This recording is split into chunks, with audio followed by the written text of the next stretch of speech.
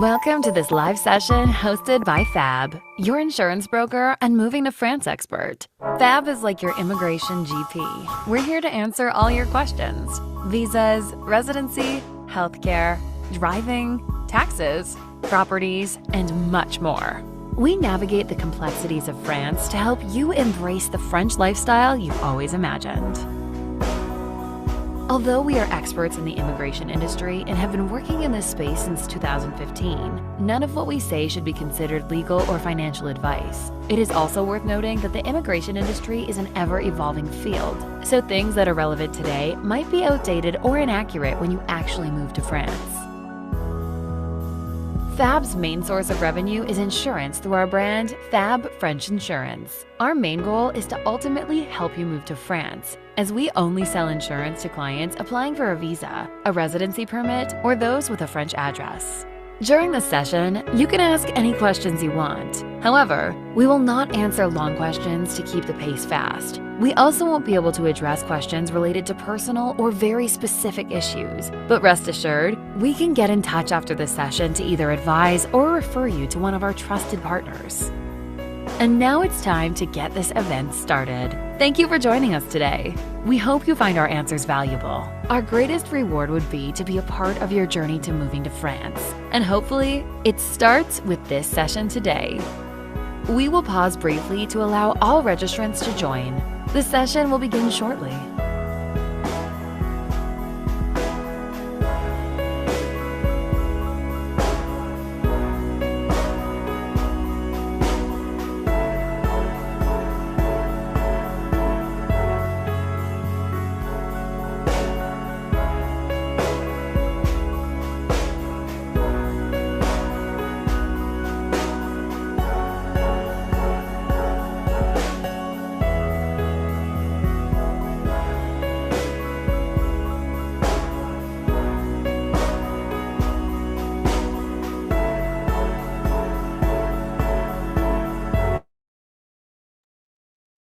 And we're now live. Hello, everyone.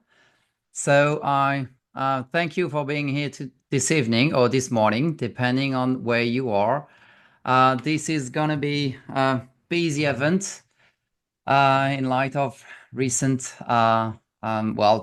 development in the US. So, I'm here this evening with Adrian from Adrian Leeds. She'll introduce herself in a bit. I wanted to start by saying we'll try, so you can ask your questions in the Q&A box of this webinar. We'll try to answer as many and as much as possible. For those who we won't be able to address the questions, rest assured that we'll also send you a follow-up email offering you the opportunity to get in touch with either me, the team, or Adrian and the team as well. We'll also share all of your questions in the Q&A box with Adrian and her team so that maybe they can also get back in touch directly with you. And yeah, so I'll start by introducing myself. So I'm Fabien, founder and managing director at Fab French Insurance and Fab Expats. So I've been helping English-speaking migrants moving to France since 2015. As tonight's event is going to be a bit political, I must disclose I'm from a left-leaning family. I've been raised by my grandparents. My grandfather was deported during World War II. And first, a cultural difference. In France, the left wing is red. So I'm wearing red, which is not your red, I'm aware of. And blue actually is right wing in France. So that's why, I mean, for you guys, I wear a blue-ish shirt though. I wanted to say that we want to help you to move to France. This is the goal. And me and Adrian have been working together for a while as well. And we're here tonight to share also our views, which are only our views, just opinions, but still of what it entails now that, the elections have passed. So maybe on to you, Adrian. Maybe you can tell us who you are. Thank you, Fabien. I am so pleased to be here, and I want to thank you for inviting us to do this webinar post-election. My company is the Adrian Leeds Group. We've been around for more than 20 years. We've been helping people move to France for, well, yeah, more than 20 years we've been doing this. Our primary business is property, helping people find property to either rent or purchase. We call it French property the American way. But what we really do is assist people in strategizing on how to go ahead and make the move over from the very beginning, ending with, of course, whether they rent or make a purchase. And it can be anywhere in France. We are, along with my associate, Patty Sadowskis, who is on, she's, maybe Patty will show herself for just a minute. There's Patty Sadowskis. We've been doing individual consultations to help people strategize and organize themselves to get their visas, to then make the move over in the simplest, easiest way. And here we are talking post-election. By the way, it is early for me. It is 8 a.m. for me. I am in Hawaii on the island of Maui because my daughter is about to give birth to her first child. I'm already getting welled up as a future grandmother. I'm really experiencing life in the U.S. firsthand, even though Maui is, well, very, very blue. It's a really interesting place because we almost didn't feel the elections in a way because people are so secure in their left-leaning position here. So it's been sort of fascinating that there's not a lot of there was absolutely no conversation on election day. I attended a birthday party, and no one talked about it at all, which I found highly unusual. If I were in Paris, we'd all be on the phone or on text messages going a bit nuts. But anyway, what did you think of the outcome? Yeah, well, this was a surprise that he won by such a long shot. It is also interesting to see how different world leaders have been reacting to the news. France, for example, basically. Yeah, what did Macron have to say? Well, he congratulated him for being elected.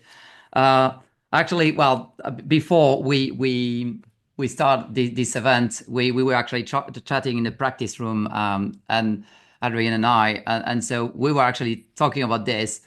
And say that basically, I think Macron, basically Donald Trump has built some of his argumentation against Macron was saying, like, basically when he was president the first time around, Macron had passed some set of laws which were about to tax US companies operating in France. And basically, apparently, Donald Trump called him and said, okay, Macron, you can't do that, or I'll enforce 100% tariff on red wine and champagne going to America. And so apparently changed Macron's mind. But basically, this is something that Trump did use during his campaign recently. So I think Macron is neither blind nor deaf. So I think he saw that. And I think he's just playing nice. But deep down... Yeah, but do you think the outcome of the elections will affect how the French government views Americans and American immigrants? The Americans, no. I think, basically, if anything, we saw that Macron also did, over the years, create a set of rules and regulations that are like pro-Americans, whatever that was actually Trump in office or Biden.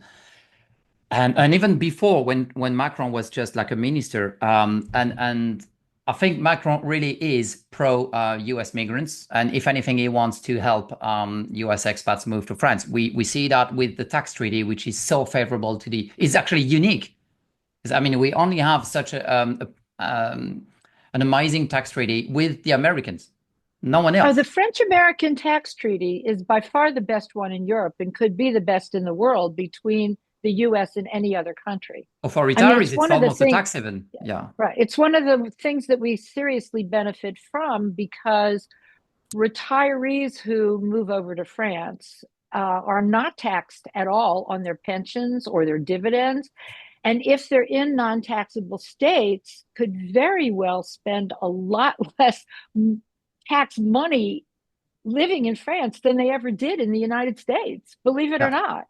Yeah, and They can property actually end up paying rent. less tax. Yeah, and property income would also remain tax liable in the US, and so yeah, it's kind of nice. So actually, well, I suppose because it's also well, we also want to shed light to positive news in a way. So and we're here to speak about France. So Adrian, you obviously you are a US expat yourself. So why France, and what makes France or made France such an appealing destination for Americans, or what makes it even more appealing like now or today?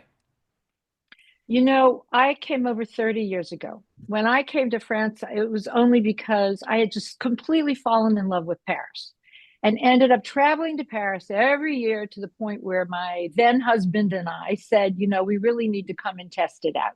So we came for 1 year. Well, 1 year was turned into 30. I mean, because after 1 year, it's impossible to go in reverse and to go back to living with your blinders on in a way, and to go back to a lifestyle that I can no longer really agree with or enjoy. And the longer I'm here, the more I realize how I'm less and less of not really an American. I'll always be an American. It's really important because that's the homeland.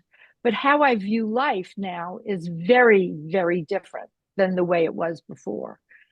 I'm going to be doing a webinar on the cultural aspects, which is probably the single biggest challenge when making the move over is crossing the cultural divide, because everything else is rather mechanical. So even though, France is highly bureaucratic, right? We all know that, highly administrative.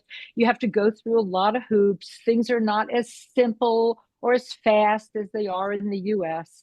But the ability to get a visa is actually really easy.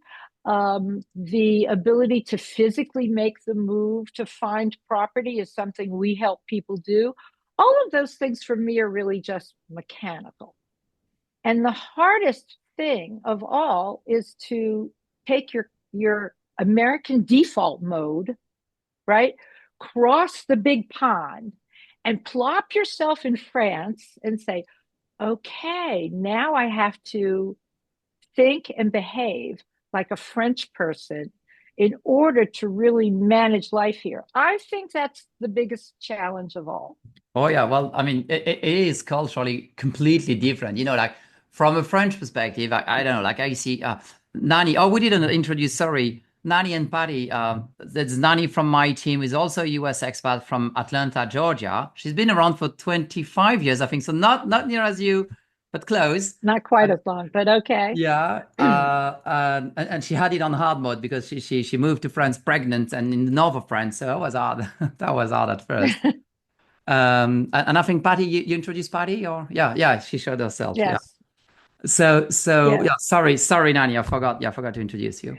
But in terms of the advantages, I mean, we can go down the list. I mean, from the tax treaty number one. So then there's, okay, I'm in Maui and sticker shock has got me. The price of everything, given that Hawaii is a little more expensive than the mainland. I saw Ely coffee on the grocery store shelf for $17.99, which if you're in a French grocery store is about $7.49 by comparison. Okay. Everything is double and triple the cost. It's shocking. So we know that when you make the move over, your pensions, your salaries, your income is going to stretch because it can cost you half as much to live in France as it does in the US. Whenever I speak to our clients and I ask them, well, how much are your property taxes? And they tell me it's almost always about 10 times what our property taxes are in France. When I ask them about their Oh, 10 medical times. costs, oh my God, medical care is an Oh, yeah. enormous issue. Medical care in the United States is easy 10 times what it is in France, but it's also nowhere near the quality that it is in France. You know, healthcare has been voted, France healthcare has been deemed number one in the world by the WHO year after year after year.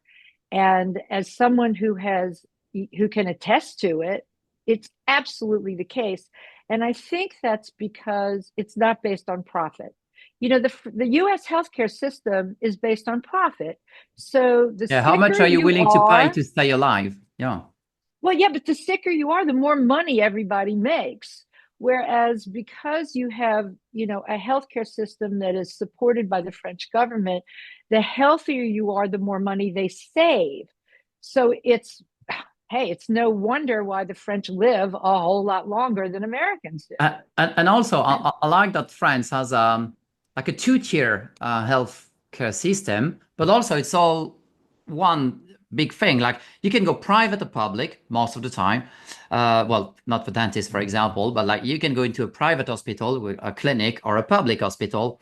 But also, like there is like a scale that the state is has defined and is heavily monitoring and kind of enforcing indirectly. And basically, the state will refund the index, whatever you go public or private. So that means even when you go private, you get quite a fair bit refunded. And obviously, it kind of keeps the prices low as well because people won't pay out of pocket too much money in France. It's 50 euros out of pocket would be seen as outrageous if you go for a consultation. I'll tell you a story. Okay. Basically, you can top up your French healthcare, your French carte vitale with a mutuelle insurance policy, right? A top up insurance. Yeah. So my top up insurance policy, which is 100% coverage with no deductible, at my age, and I'm over the age of 70, is 1,800 a year, 1,800 euros a year for 100% coverage. So last year I did the math, and what I saved using the French healthcare system, which pays about what, 70%, right? Tell me if I've got the numbers right. Yeah, 70% It'll of pay an up to index, 70%. because there's often a misconception. Although when you have both, like the state plus the mutual, you always have an option free of charge. So it's a bit of a confusing system. And by the way, the French don't understand the system. They just know, like you probably, they used to be using it and they know it works, you know? But understanding the system becomes a Well, French bureaucratic problem. Yeah. well, it's complicated because if it's not complicated, the French aren't happy. Let's face it, right? You know It's why? no Yeah. fun if it's simple. We need to have to have ways and reasons to protest, you know, otherwise what will we do? But what I figured out is that what I saved in the French system is what my mutual cost me, which makes it like a zero wash, right? Yeah. It's And you know, I think fantastic. the bottom line here is that the general idea with the French healthcare system is that it's up to you. You always will have an option. I mean, from where you're from, it's safe to say free of charge. Because again, if you have a 50 euros out of pocket, that would be seen as outrageous. But like for dentistry, for example, even if you go to the most expensive dentist in France, that guy will have the mandatory obligation to provide you with a quote that's 100% refunded and basically with no out-of-pocket expenses for you. Sure, that's probably going to be the male-based crown something, and you may want to have the ceramic based and something fancier, obviously. But basically, you have the choice. So, well, you always have a free option. And then if you want something fancier, well, then you can just pay out of pocket for the difference. Same for the glasses. You know, you will have a pair of spectacles free of charge. Obviously, if you buy Gucci, first this will come in. I'll come personally say, no, no, no, Gucci is Italian.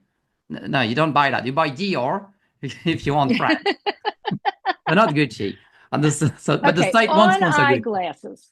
On eyeglasses, okay. You know, I have an array of crazy fabulous eyeglasses thanks to my French optique shop, and the French lenses, okay, are expensive. They're much more expensive than the US lenses are. I have progressives, but they are by far better. The quality is amazing. So it is probably the one thing I think that seems more expensive than most things are Hmm. good optical glasses. Yeah, well, But I mean, still, I get reimbursed partially by my mutuelle.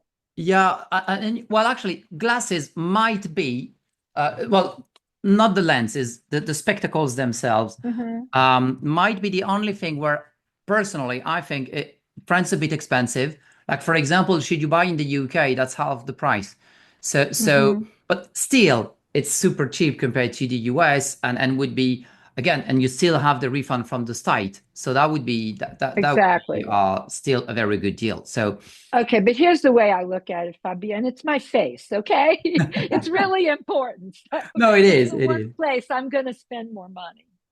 No, but yeah, I mean, again, that's what I was saying. The general idea is that, well, same with dentistry. You probably don't want metal base crown, like, no one does. But basically, this is an option you get for free, and that's why France is so attractive, because the general idea again is that health should never be an issue. Like, you should never renounce to get to a doctor, or to see a physician or whatever, because like you don't have the money, or to go to the hospital. Like, everything's for free, or you'd have an option that's kind of for free. Okay, here's the major difference. Okay, in France, healthcare is not a privilege, it is a right. Oh yeah, it's seen So as right. even when you come over with a visitor visa, right? After 90 days, you can apply to be on the French healthcare system. And even though you haven't paid into the system, France is going to take care of you. That's This amazing. is even And better than it's even better than a right, because it's an obligation. That's Puma. Like, usually when you apply into French healthcare, you do so through a process called Puma, which means Protection Universelle Maladie. And that means what it means. It's universal. So that means everyone should be right, part of the French. everybody, And that's what the French thinks. everybody. Everyone should be part of the French healthcare system. Well, everyone in France. You have to come to France to get that, though. This is the Listen, I can't get my head around the fact that Americans don't want this kind of system. And the only thing I can imagine is that there are too many people making too much money and they're never going to change it. one of my best friend is a pharmacist. This is actually something we do very often, like during consultations where people have ongoing conditions, or some condition that they want to take care of, but they'd be moving to France, and they're like, okay, well, how much would that cost in France until I can join the healthcare system? So I asked him about the medicine. So very often they gave me the prescription from their GP or MD in the US, and I sent that to my friend, and he looks at this. First, half of the medicine there would not be sold in France, because it's a medicine that's 10 times more expensive than the one that we would sell in France. So we would sell that, but a different, like, I'm not technical, like another molecule or something, or a generic version of the medicine that's 10 times cheaper. So the medicine that you have in the US very often is only in the US, actually, or in Canada, but basically it's only in America. And we would not buy that in Europe in general, or in France in particular. And so that's also a different mindset. Because sure, the drug is available, but that's usually not the one we would prescribe, because it's so expensive, and it keeps the labs making profits. That's basically also, I think there is like a loop where GP or MD in the US, they prescribe drugs, which also, well, as it happens, would make a lot of profits in terms of, they're very expensive. And that's not the same. In France, it's actually illegal for a sales agent working for a lab to go to a GP, a French general practitioner, and actually try to sell them a product or try to give them an incentive. It's illegal in France. It used to be It's legal. so refreshing. Have you ever seen the ads for drugs in the US? The TV commercials Oh, for yeah. drugs where they tell you all these fabulous things that they're going to do. And then there's a long list of disclaimers of all the terrible things it's going to do for you. And then of course everybody's making money, just for the promotion of it. But anyway, let me ask you a question about insurance. When someone has applied for the visa, right?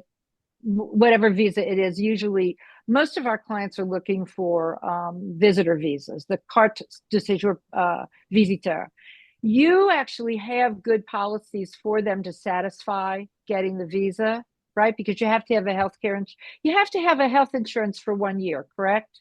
Yeah, well, so for those who seek residency in France, yes, they have to have a 1 year insurance, and this is often a trick as well, because um, I mean, France is very flexible. France is very flexible, especially again, this is political. So especially from you coming from the US, because for example, Airbnbs in theory aren't visa compliant, but in real life, if you come from the UK, that's going to be rejected. If you come from the US, they're usually happy with you using an Airbnb, although it's not visa compliant. But same for insurance.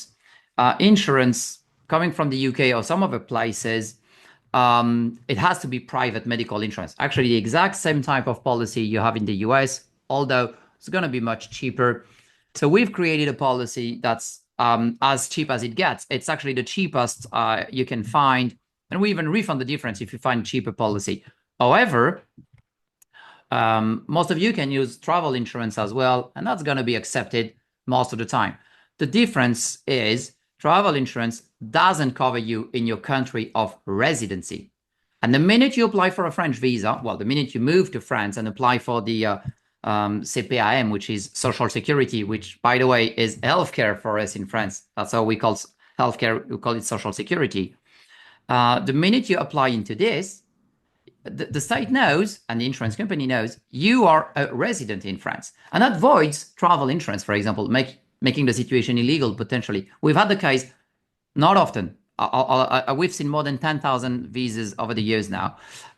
We've only seen that twice, so it's not often. But we did see the case where it caused a visa problem because they realized the guy was actually on something that wasn't visa compliant. So I'm not playing the fear-mongering card. It's not often, but it does happen. And also, I've seen that much more often, though, where then you want to make a claim, and if it's a big one, then the insurance company realize you're a resident. And it's like, oh, but that doesn't cover you. So that's why we have the cheapest private medical insurance. We can't compete with travel insurance, but it's the cheapest travel medical insurance. And we've battle tested this with American expats for like, well, it's basically since 2016, we've been doing more than 500 policies for Americans every year pretty much since COVID. Yeah. Fabien, a lot of our clients ask about pre-existing conditions. I mean, now I know that when you're on the French healthcare system, France covers you regardless of pre-existing conditions. And the tops up regardless as well. Yeah. Right. But what about for the health insurance policy for their visas? How does that play? It just means the policy is more expensive? Yeah. There's two ways to look into that. Either you want to cover everything, which indeed will end up with quite the loading. Well, depends on what you have, obviously. But first, you'll have to go through a medical questionnaire, and then that either apply exclusions or a loading on the premium. Honestly, France is depends on what you have, and that's why we have consultations as well to try to figure out what's the most relevant option. But most of the time, France is so cheap.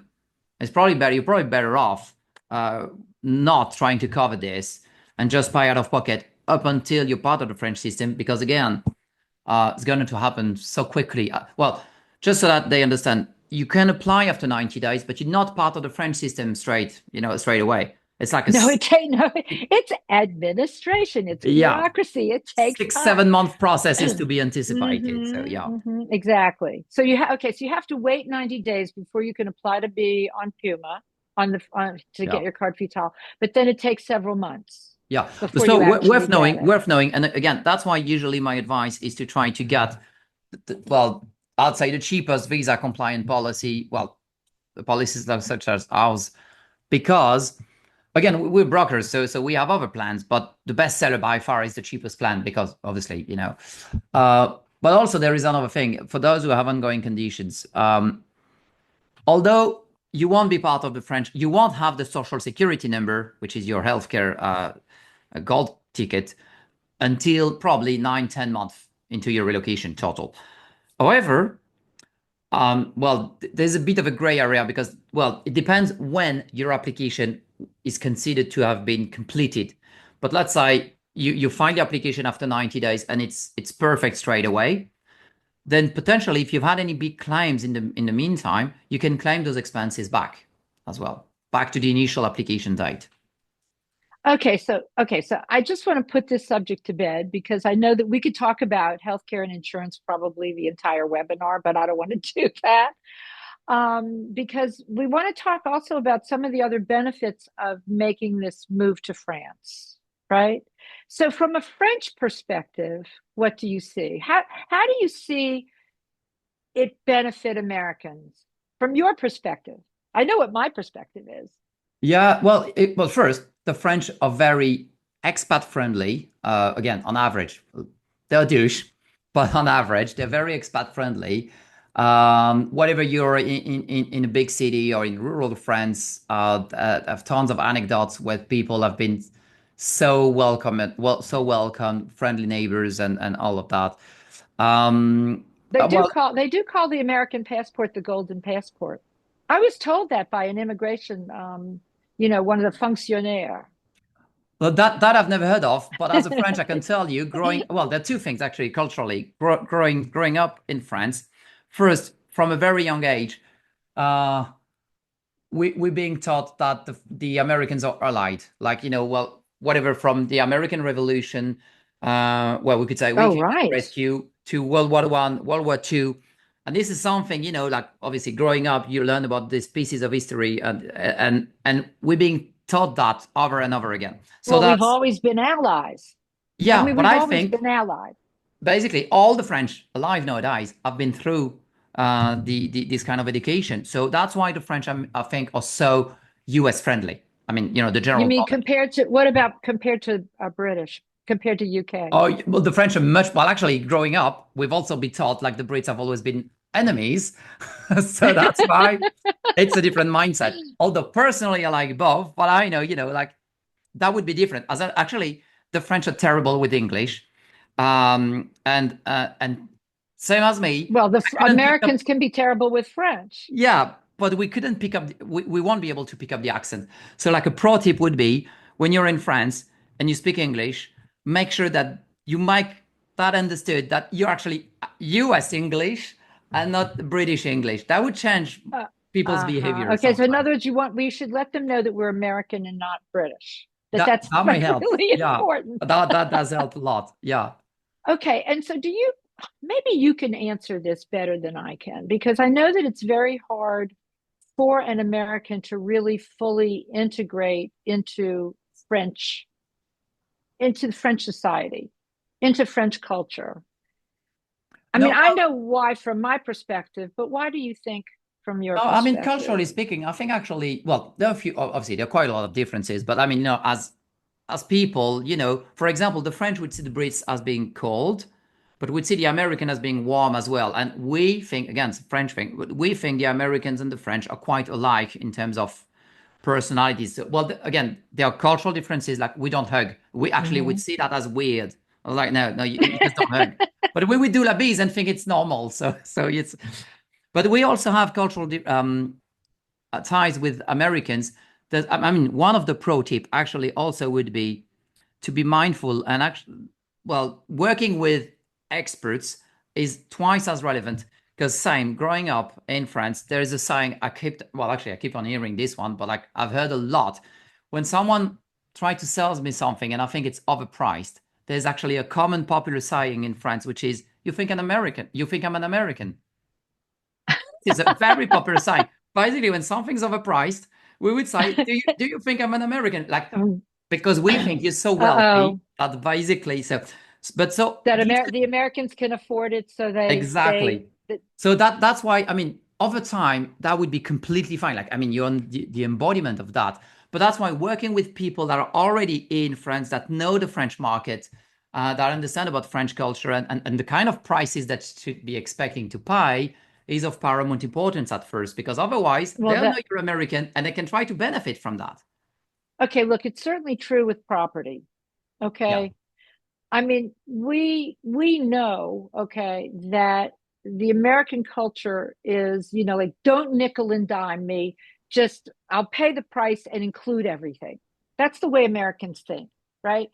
And so we know that Americans are willing to pay a little more for a property that's move-in ready, for example, that's well done, that's been well managed, because it's worth it to them Hmm. for their own, for their own peace of mind, right? And so I know also that the French who are selling their property are target the American market because Oh, they think they can get a higher price out of the American market. Now, okay, all that being said, when we're working with our clients, of course, we're going to ensure that they're not going to be taken advantage of. yeah, that's Right? exactly. Okay, absolutely. But at the same time, there's a value in it. So there's even a value. I mean, our clients obviously see that there's a value in our assisting them, bringing them through the entire process, doing all the due diligence, providing all the good resources, and acting like our own form of insurance. It's not medical insurance, it's property purchasing insurance. No, but I It's a mean, this little. the process is super secure in France. Maybe we can very quickly, because it can't be as fast as the US, but it's quite secure, isn't it? The French I'm sorry, buying process, the French property buying process. well, it's certainly not fast, but it's safe and sure. Every I is dotted, every T is crossed. You're working with notaires who are looking, through a tremendous amount of documentation. We do the same. There's very little risk in making that purchase. So the notaires, in effect, replace what you would call in the US the title insurance company, right? Who's ensuring that the title is clear. And the notaires perform that function. So I think it's a very low risk opportunity Well, to purchase property in France. speaking of that, the French, I'd say, housing market and property prices in general is is quite different from the US. Like, for example, France has never experienced like a 30% crash or like even a 5% crash. Well, actually, a 5% discount is seen as almost a crash in France. So, Well, I can explain that actually. One of the reasons that the French property market is so stable, one of the big differences is that there are no bidding wars that take place here because the seller is morally obligated to accept asking price. And asking price is highly defined because within this urban markets, it's very easy to know really exactly what a property is worth or close to exact what a property is worth. And then the French are not hagglers. They don't want to overprice a property and expect someone to really bargain heavy on it. There's usually only about 5% built in for negotiation. So there's not a lot of room anyway. And that prevents the bubbles from happening. So the market stays really stable. And I just wrote about this because the new report came out for, particularly for Paris. Prices across France are really at an all-time low because of the high interest rates in the last couple of years, with the exception of Nice and the environs around Nice and the PACA region, where a lot of people moved to the south because of weather during COVID and having more space for their money. And so the South has experienced increase in prices, but the rest of the country is not. And Paris prices are really low right now. And this is a wonderful time to grab a bargain because the rate of exchange is, I didn't look this morning, but I think it's about 108 to the $1.08 to the euro, something like that. So you've got a good rate of exchange. You've got low property prices, and it just makes it an ideal situation right now to invest. okay, yeah. So no, right. The thing with the French property market as well is that I think there's also the mortgages, the way it's structured here, as a massive impact on the stability of the French housing market, like reposition or well. They do exist, but they're marginal in France because there's only flat rates on mortgages. It's only fixed rates, sorry, and that's it. So you can have like a 20 years fixed rate mortgage. It's very difficult to get the mortgage. They expect you to be making actually 3 times the mortgage you'll get. They don't consider the income you'll be generating. I mean, if you do that as an individual, but basically meaning that the overall structure of the mortgage is so difficult to get and so stable that it also create like a stability in the property market because the underlying mortgages are super stable as well.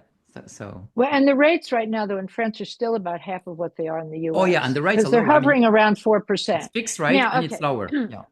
Okay, but to get a mortgage for an American, unfortunately, thanks to FATCA, the Foreign Account Tax Compliance Act, which was enacted as part of the Hire Act in 2010 and places, regulations on foreign financial institutions, a lot of the banks aren't willing to lend to Americans. So we do have a mortgage broker who can work with Americans with a few select banks, but they really don't want to lend to people who are over the age of 60 and to people who are self-employed. However, if you're under the age of 60 and if you're salaried, then this is an opportune moment to apply and get a mortgage to make a purchase in France. Do you think, Adrian, that post-US elections now, I mean, there's going to be some differences, for example, in terms of, inheritance laws, or, like if people move to France, what about their assets in the US? How would that be treated? Or do you think anything might change, or what may happen about that? Well, if those changes happen, it certainly won't have anything to do with the US elections or US policy. It's going to all be French policy, basically. I don't see the FATCA situation changing on the US side at all, regardless of who's in office. The truth is that Donald Trump's a wild card. Okay. He makes a lot of promises. He lies every word out of his mouth almost. So it's really hard to tell what he's going to do. I think that's a crapshoot. Yeah. Okay. So we have to watch what happens on that end very, very carefully. But on the French side, I would personally love to see some reforms, particularly with the inheritance laws, because the inheritance laws, inheritance taxes, do really affect American residents. Once you're tax resident in France, then the inheritance tax laws apply to your worldwide assets, not just your French assets. So we recommend to our clients that they plan in advance by talking to our tax specialists so that they know going in how to circumvent that. So, for example, I'm in the process of moving most of my assets over to my daughter as best as I can so that she won't have inheritance taxes to pay. And so there are ways to do it. There are ways to minimize it or circumvent it, but you just have to plan in advance. And we help all of our clients do that and talk to the right advisors. So, there's also another thought, and that is that when you're dead, you're dead. Okay. Maybe you just don't care and you let everyone fend for themselves, and you can also view life that way. But if you want to make sure your kids are not going to have a lot of out of pocket when you go, then you can just prepare in advance. It's all doable. It's all doable. A quick question that I've seen we can address here, like the stats on approval denial on long stay visas. Well, it depends, but on visitor visas, they're quite high. I've seen more than 98% as far as I'm concerned with the client we've dealt with. Absolutely. Right. So, yeah. Anytime we've seen a denial, it's only been sort of a paperwork issue. It's always been just something they didn't have in their paperwork correctly, or they asked for the wrong kind of visa. Now that we see a lot. Although this is one of the things that might change, though, because due to political reasons, again, I don't see any change happening in the next few months. But depending on what's going to happen on the US side of politics, maybe the French politicians will react to that. And again, you have to remember that visas are highly political tools. Look at what happened during, when Russia declared war to I don't even think they declared war, but basically when the war broke out, we turned out the switch. And it was like all of a sudden, I used to be dealing with Russian expats at the time, and all of a sudden, they turned out the switch. So it is not something that France will do, definitely not, but they may decide to tighten the rules if Donald Trump does things that France doesn't appreciate in like 3 months time, 6 months time, 1 year time. You don't know. So if that may speed up some of your plans, but if you're in a position where you could actually move to France, I'd say it's probably best to do things when you still know exactly what the circumstances are, because this could change in a few years. Although I really think, again, the French, Macron, the French government, and the French themselves, they love Americans, they're pro-Americans, and so I don't think it's going to be a massive issue, but better safe than sorry.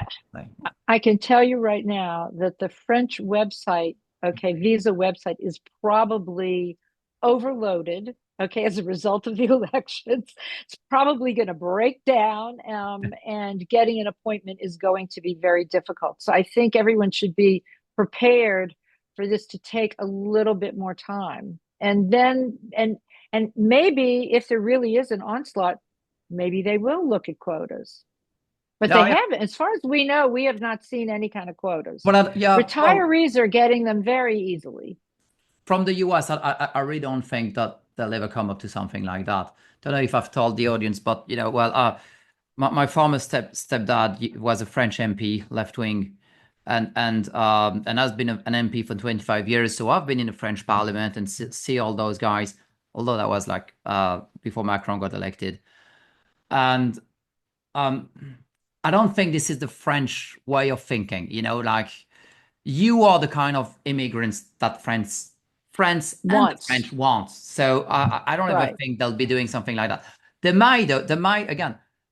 There are some tolerances today that may end up tomorrow, like the Airbnb situation, for example. There's no reason for now, but that's the kind of flexibility that might be on the table. But apart from those things, I really don't think that they'll change anything. And actually, if anything, I think they'll make things they'll try to make things easier for Americans moving to France. I was just going to say, I have a feeling it's going to be open arms. Like, okay, you guys, we do want you here. Okay. Because look, Americans come with their money, with their education, with their skills, okay, with their love of France. They're not going to land in France and live in a tent on the street. Yeah, although at the border, you might be stopped at the border, and depending whatever you drink or you don't drink. But so if you drink, they might try to get a blood sample to test for your wine intake, see if you're French compatible. And for those that don't drink, they may blindfold you. You mean whether you're drinking California wine versus French wine? That won't work. And for those that don't drink, maybe they'll blindfold you and have you go through a cheese tasting, to see if you're French compatible. Is that it? Okay. But apart from that, you should be safe. Yeah. We only have about looks like 13 minutes left. Should we open this up to Q&A, or is there anything else you'd like to? Yeah, so I've seen thank you guys for all the questions. So I'll try to go through as many questions as we can. So you've sent more than 400 questions. So I'll share the questions with Adrian of our team after the event, and we'll reach out personally so that you'll have opportunities to book consultation with us. But we'll go through some of those. Fabien, we have almost 1,000 people live on this webinar, which is a record for me. I don't think that's a record for you. But clearly, everybody out there is seriously interested in making a change in their lives. And if they do, it will be for the better. I can promise everyone that. I certainly wouldn't trade it. I'm in paradise. I'm in Maui, but it's for a few weeks, not a few years. Yeah, no, it's and honestly, again, I think and also there's some cultural differences which in a way I find almost romantic, like for example, in France, you're supposed to say bonjour to pretty much anywhere you go. Even if you go everywhere, all the time, to the doctor's office and in the waiting room, it's full of people you don't know. You're supposed to say bonjour. And actually, everyone would say bonjour back. Exactly, of course. Because it made me laugh. Like just this morning at noon, we were having, the boulangerie. And so we were there. 3 people came in and all in a row, like bonjour, bonjour, bonjour. Bonjour, we were saying bonjour to each other. It was like an echo chamber, but it made me laugh because it was like a bit ridiculous, but it was nice. Okay, but then you can say, if you go out and you come back in, you can go rebonjour. Oh yeah, hello again. Au revoir. Yeah. No, people would be welcoming you with open arms most of the time. But yeah, we'll try to birth through some of your questions. Okay, I'll try to read through the anonymous ones because we're certain we can't answer those because we won't have a way to reach out. Rentals can be difficult to find in our experience. The laws clearly do not protect the landlords in ways that give them comfort. This is true, unfortunately. That's right. But I think you So, help them so find rental accommodation as oh, well I too. can talk to this. Basically, the laws favor the tenants, and so therefore the landlords have to protect themselves, which makes it more and more difficult to actually find and secure rental apartments. And there's a housing shortage, particularly in cities like Paris and Nice. So finding the apartments and securing the apartments is very difficult. But we have the ability to do this. I've got a couple of really crackerjack people on my team who have created some fantastic relationships with the agencies, and the agencies love our clients. Americans are honest Abes, okay? They don't squat. They do pay their rent. They treat the property well. They're great tenants, and the smart landlords know this. And because of my agents who work with the other agencies so well, we have a really high success rate of finding good rental properties. That's good. But if you Yeah. try to do it on your own, very tough. Very, very tough to do. Oh, actually, Kimberly is asking if large numbers of Americans move to France, do you think that it will become more difficult in the future? Well, personally, I don't, apart from waiting times to book appointments and stuff. Yeah, What is yeah. your thoughts? I think it's just a matter of the ability for the consulate to actually process the visas. It might take a little bit longer, Oh, but we don't actually, know. there's a question. Do you think the recent election result in the US will affect the political situation in France? I think, if anything, for me, the only thing where it will have an impact with France is not about visas or immigration or any of that, but I think there might be some sort of an economical war, like the former like US first that Trump was saying back in 2016. That's what might happen because I've seen Macron's speech today, and he's trying to say, okay, Europe should be more independent from the US, and that was today. So I think, if anything, there's going to be some sort of an economic war, but not as bad as like US China, for example, like something a bit Mm, like more like a Cold War, like. mm. Well, that's just personal opinion, but that's It's from what I've heard about it's going to Macron be today, is Macron's speech. Yeah. well, it's going to be real interesting to see how all this plays out. I mean, if Kamala Harris had been elected, things probably would not have changed much, and it would take her time to change things internally. But with Donald Trump, as I said, he's a wild card. We Um, really don't know what to actually expect.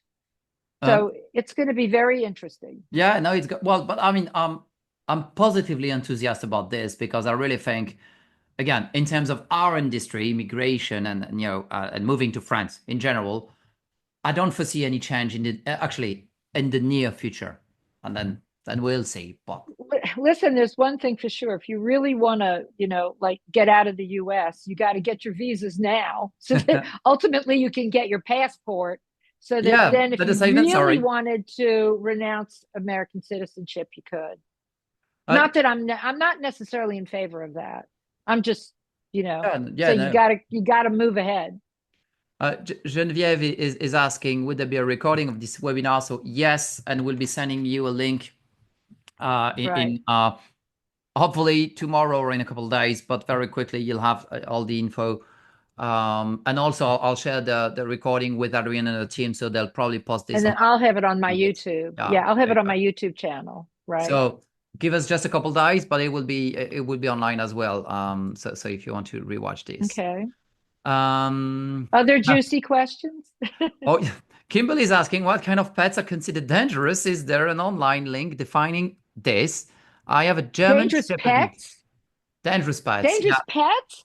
Like alligators or No, I think she's mentioning, yeah, we do have certainly things not we call dogs and that cats. categories. Like we have dogs, like breeds, which are considered category one, category two, Mm-mm. which do require either a license or permit. But basically, I mean, the rule of thumb with pets is quite simple. Actually just go to a local vet, and we can even help you with that. You just go to a local vet, and the vet will double check everything is up to date, like vaccines and stuff. And it basically boils down to rabies. And if it's like considered an attack dog, or like a dangerous kind of dog, then they'll tell you how to fix this. Like you'll have 30 days to get your doctor lines in a row. if you require any documentation. So And that's going they to be put the fine. little chip in, and then they get a sweet little passport. It's really cute. Well, it's actually much easier to get a passport as a dog than it is Dog. as a human being. So, yeah. Oh, So goodness. yeah, Okay, what else? if there What are some else? dogs in the audience, then you can come to France. Easy for you. Right. But maybe not for your master though. How do you decide? Oh, this one's interesting. Maureen's asking, how do you decide which area to move to France? It's a bit of a personal question, Oh, but my Adrian, favorite. It's my favorite subject. It's my favorite subject, where to live in France. We've done a lot of webinars about how to decide where to live in France. And I have very strongly held opinions about this, mainly because everywhere you go, you're going to fall in love. I mean, France is beautiful. I don't care what town you go to, you're going to imagine yourself living there. And I think about Peter Mayle and what I call the Peter Mayle syndrome, and that's that idea of, living in some sweet little village in a stone cottage that you've renovated, and just the whole idea of that. But for me, the bottom line is practical, because if you want to travel, which you have the opportunity to travel easily, quickly, inexpensively, then you should be near an international airport. And the international airports are Paris, Marseille, and Nice. So that's number one, is being near an airport or being near a good train hub. or Bordeaux, for that matter. Yeah. Well, no, I disagree with Bordeaux completely, because when you're in Bordeaux, if you want to travel from Bordeaux, you basically either have to take a train to Paris, or you're always going to have to take a puddle jumper plane to somewhere else before you can get anywhere. Well, And depends where you're you want to stuck go. on the Yeah. well, you're stuck on the west side of France, and the only option there is Spain. If you're on the east side of France, then you have easier access into more countries. You have easier access into Italy and Switzerland and Luxembourg and Germany. And that's I think the audience needs to know that. I mean, well, I've lived in all parts of France, everywhere. I've lived in Paris, I've lived in Nice. Well, apart from the northern east of France, although I have family in Burgundy. But well, actually, it's exactly like the US. West and east of France kind of can't stand each other. So it's a completely different mindset. Well, but there's also culture. a mountain range in between, so you can't cross over easily.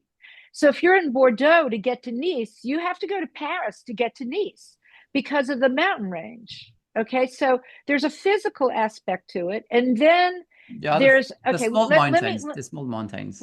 Let me go back to this idea. Okay, what people have to realize is they have to consider climate, they have to consider not being in a medical desert, they have to consider healthcare, they have to consider having a good American community so that they can integrate easily and quickly.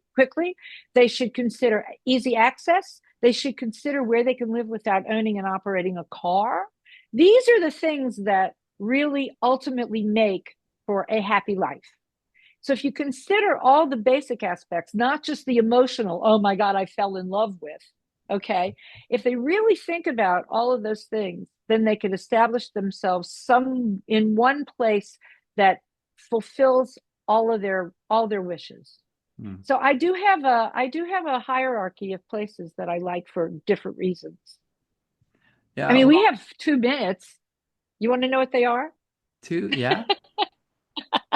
Okay, so there's Paris is number 1, cultural mecca of the planet. Anything you need or want is in Paris. It's Paris. I mean, come on, let's face it. Most gorgeous city in the world, most romantic city in the world. 2 is Nice, best climate in France. Fantastic public transportation, very easy access, immediate access into Italy, of course, Corsica, Sardinia, Provence, but also you have an international airport there, so you can go anywhere. Has a very large and thriving American community, which is within the last 10 years that's happened. I like all of Provence, but you have to be prepared to have a car. But there's a huge American community in Provence and the Luberon. Believe it or not, I really like Lille. I like Lille because Lille's very inexpensive, but because Lille offers TGV access to Brussels in 30 minutes, Paris in an hour, London in an hour and a half, Amsterdam in 2.5 hours, so that you can literally go to Paris for the day and come home. I mean, it's Yeah. fantastic. Or Brussels. Yeah, So but the TGV access in Lille is amazing, and it has a large Anglophone community, which which is is yeah, all. which is weird because like for example, the train I've always wondered why isn't like a fast track train from Nice, for example. I mean, there are airports and the roads are Oh, I can nice. tell you that. Yeah, Yeah. so that's a long story. It has to do, it's political and it has to do with the tracks. Yeah, but Okay. Yeah. Bordeaux, for example, I mean, Bordeaux has caught up recently, well, like the past years, because like you can get up on a train and within a couple hours you're in Paris, and that changed Bordeaux massively the past, and also the renovation work that I've done on the docks. So Well, yeah, yes, there's been a lot of interest in Bordeaux, but Bordeaux is still very much kind of a closed society. The Bordelais are not really interested as much in expats as other cities. Whereas Nice, for example, is a very international city. Strasbourg is a very international city. It's one of my other go-to places because of it being the seat of the EU. yeah, It well, makes a difference when you have a yeah, community. but the locals, again, well, it depends what you call a community. Obviously, like you American community, I'm talking about. Yeah, no, but even that, I mean, from a French perspective, you would be seen as exotic. So, I mean, again, the minute they understand you're living there and you're foreign based, they'll be happy to engage, and that pretty much wherever you are in France. And then the difference is whether you are in a much or less cosmopolitan city, more or less culturally vibrant city as well. So obviously, if there aren't that many cultural events, well, it's difficult to connect with people and to meet people because, like, what would you do? Like, go in a bar? Right. So, yeah. Okay, no, wait. It is now we're beyond our hour. Okay. Yeah. But why don't we try to answer one more question? And then you had mentioned, I think, that we're going to have all these questions. So you and I can then go back and try to answer Yeah. them Yeah. via our I mean, we reach out newsletters. over email. I think one Right. question, which is probably a burning question for a lot of people, is it allowed to work for a US company remotely from France on a long-term visa? Well, Oh, I can answer. Can I answer that? yeah, yeah, sure. Go ahead. Yeah. Because when you apply for a visitor visa, they ask you to sign a document saying you're not going to work in France. Okay, but what that really means is that you're not going to take a job away from a French national. That's really what that means. There is absolutely zero reason that you cannot continue doing what you do US based while your tushy is sitting in France. Okay. So if you're earning money on the US side, it's all a matter of reporting it and paying your taxes. There's absolutely no reason why you cannot work remotely. That's a very interesting point because it's a question I hear quite a lot. It's like, oh, well, like we have free healthcare, or what should I do? How much time am I allowed to be outside of France? Questions around this topic, basically. And I like to say, basically, you're in France, you're not in jail. Actually, France is super flexible with visa and residency. So actually, France doesn't bat an eye, whatever you're actually No, you you traveling go and around. come as you like. Right. You The go and come only as thing you that like. France wants, though, I mean, the rule of thumb here is very simple. France just wants you to be filing taxes in France if you get the French benefits. That's it. Even if you end up being tax exempt, they don't care, but at least you're filing your taxes. No, your tax return's going to have a zero on it. Yeah. Okay. And they actually don't care because it wastes their time to even process a tax return with a zero on it. But there's no issue with it whatsoever. And Um, everyone needs to know that that. I also have a very surefire way of setting yourself up on the US side to be really 100% clean and to manage it, which we help our clients do. And that, I'm not going to go into the detail of it here, but we can help them there's a with that. question that I've seen recently, and I think unless it means something else, but I've seen Kenny ask the question: have the new visa regulations been finalized, and will you be discussing that? I think this is a misconception, but maybe I get the question wrong. There's no new visa. Well, at least last time they spoke about visas No. and immigration was in January 2024. But the new regulation that's going forward in France and Europe is called the ETIAS, which is the equivalent of the US ESTA, supposed to start on the 1st of January 2025. But that's not a visa. It's basically, well, Now, if you travel to France, you don't need anything. In theory, from the 1st of January 2025, you'll need to file an ETIAS request or approval, which is again same as the ESTA in the US, much more simple. And that's it. And it's supposed to be enforced for everyone. Like there is a grace period up until the 1st of July 2025. But in regard to the state of the ESTA in the EU in that regard, I don't think they're ready. But the theoretical framework is this one. So it's not a visa. Yeah. And if you have a visa, it's not required for you to get an ESTA, okay? It's basically for those who don't have legal allowance to travel in the Schengen zone. Right, exactly.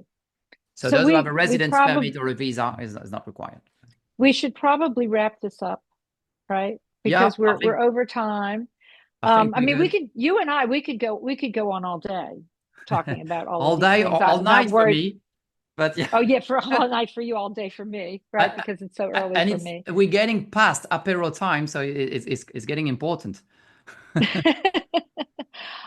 So anyone who wants to write to us, if they go on our website, adrianleeds.com, or subscribe to our Nouvelle Lettre, we publish 3 newsletters a week, and so there's a tremendous amount of information in them. They can unsubscribe at any time. And then there's a form on our site to request a consultation. It's under the rubric under the category of contact. And for you, Fabien, the best way is just to go to your website as well? Yeah, no, we'll send you a newsletter. That would be even easier. So to all the registrants, and we'll include Adrian's details and obviously our details. Great. Well, you can go onto Fab French Insurance for insurance-related stuff, or on Fab Expat if you want to book a consultation, or to register to upcoming webinars as well. But again, we'll send you a newsletter, following newsletter. That would be easier probably for all of you guys. Thank you so much, Adrian, for being with us tonight. Thank you, Fabien. Thank you so much. And I want to thank all of the viewers out there who are sending up. I see lots of little Thank hearts you for the and love. applause. Yeah. And, and boy, it's like exploding. And it's really heartwarming. That goes straight to my heart. I mean, maybe not all of you guys, but if you ever come near to Bordeaux, you're free to come to have a glass of wine or coffee, depending, because if you're too many, maybe coffee is less expensive. Well, I'm happy to have you around. Thank you again. Goodbye, everybody. See you soon. Goodbye, everyone. Bye. Cheers.